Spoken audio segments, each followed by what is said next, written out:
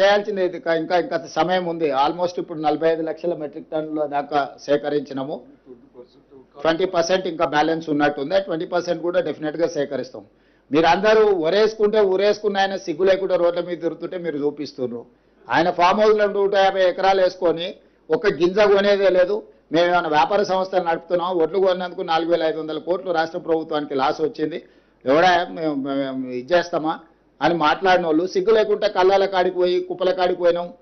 వర్షం వస్తే వడగళ్ళ వాన పడితే నష్టం జరిగితే రైతుకు పోయి సాయం చేయాల్సింది పోయి ఆడ దిగి సెల్ఫీలు దిగుతున్నారు. రైతు చచ్చిపోతే ఆ కుటుంబానికి సానుభూతి చేసి గతంలో 1000 కోట్లు కొల్లగొట్టిన నాటికెళ్ళి ఆ కుటుంబానికి 2 లక్షలు 5 లక్షలు ఏమైనా ఆర్థిక సహాయాన్ని అందిస్తారని ఎవరు పల్లికలు ఇస్తారు. పోయి వాళ్ళ శవము వాళ్ళు చనిపోయి వాళ్ళ కుటుంబం దుఃఖంతో ఏడుస్తుంటే పల్లికలు ఇసుకుంటే ఫోటోలు దిగి చూసేరా రైతు చచ్చిపోయినారు. రైతు చచ్చిపోయింది చూసేది ఏంది? అందరికీ తెలుసు కదా. దొంగ సొమ్ము అంత ఉంది, కొంచెమన్నా వాళ్ళకి ఇవ్వచ్చు కదా. అసలు ఏ మాత్రము మానవత్వం కానీ మనిషికి ఉండాల్సిన కనీస ఏమంటారు విలువ కానీ అసలు మనుషుల్లాగానే బిహేవ్ చేయట్లేదు టీఆర్ఎస్ వాళ్ళు. ఏ ఇయర్ అయినా నేను చెప్తున్నా, కంపేర్ చేద్దాం 10 సంవత్సరాలు ఏ ఇయర్ అయినా మేము ఒక సీజన్లో ఉన్న దాంట్లో ఎంత ఉన్నారో లెక్క తీద్దాము.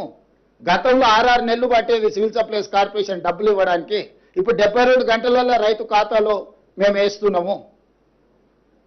ఈరోజు బెంగాల్ మన దగ్గర హమాలీలు తక్కువ ఉన్నారు. మనకు సీజన్లో బెంగాల్ నుంచి వచ్చి హమాలీ పని చేసే వాళ్ళు ఎక్కువ ఉన్నారు. ఆ రాష్ట్రంలో ఎన్నికలు ఉన్నందుకు కొంతమంది వాళ్ళ రాష్ట్రం వెళ్ళారు. 3-4 రోజుల మధ్యలో కొంత గ్యాప్ వచ్చింది. నిజంగానే రైతుకు సమస్య వచ్చింది, మాకు దుఃఖం ఉన్నది, రైతు పట్ల మాకు కన్సర్న్ ఉన్నది. మేము వీలైనంత వరకు ఎంబడిపడి క్షేత్రస్థాయిలో కలెక్టర్లను మంత్రులను అందరిని పంపించి మేము ప్రయత్నం చేస్తున్నాం. మీరు కూడా ఏదైనా సూచన చేయండి. వాళ్ళ చావుల మీద పేలాలు ఏరుకోవాలని ఈ శవాల రాజకీయాలు ఏంది? కొంచెమన్నా సిగ్గుపడాలి కదా. ఒరేస్తే ఉరేసుకుంటారని చెప్పిన వాళ్ళు ఒరేసుకుంటే ఉరేసుకున్నట్టే మేము కొనమని నిక్కచ్చిగా మేమన్నా వ్యాపార సంస్థను అర్థమైతే లేదు.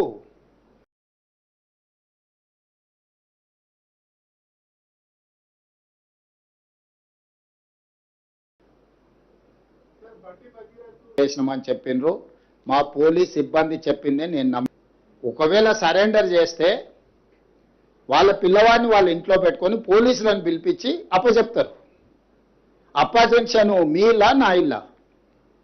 రోడ్డు మధ్యలో పోలీసులు నాకాబందీ చేసి వెహికల్స్ని చెక్ చేస్తున్నప్పుడు అప్పా జంక్షన్లో బండి భగీరథ పోలీసులకు చిక్కిండు. ఇది మా పోలీసులు నాకు చెప్పింది. నిజంగానే అతన్ని సరెండర్ చేసేది ఉంటే అతను ఎక్కడున్నాడో అక్కడికి ఈడ మా అబ్బాయి ఉన్నాడు, మీరు వచ్చి పోలీసులు ఇతన్ని సరెండర్ చేసుకోండి అని చెప్పిండ్రు అనుకోండి, అప్పుడు మనం సరెండర్ అనుకోవచ్చు. రోడ్డు మధ్యలో పోలీసులు అతన్ని కస్టడీలోకి తీసుకొని మేము అరెస్ట్ చేసినామని పోలీసులు చెప్తుంటే నేను పోలీసుల మాట నమ్మాలనా లేకపోతే రాజకీయ నాయకుల మాట నమ్మాలనా? మీరు చెప్పండి.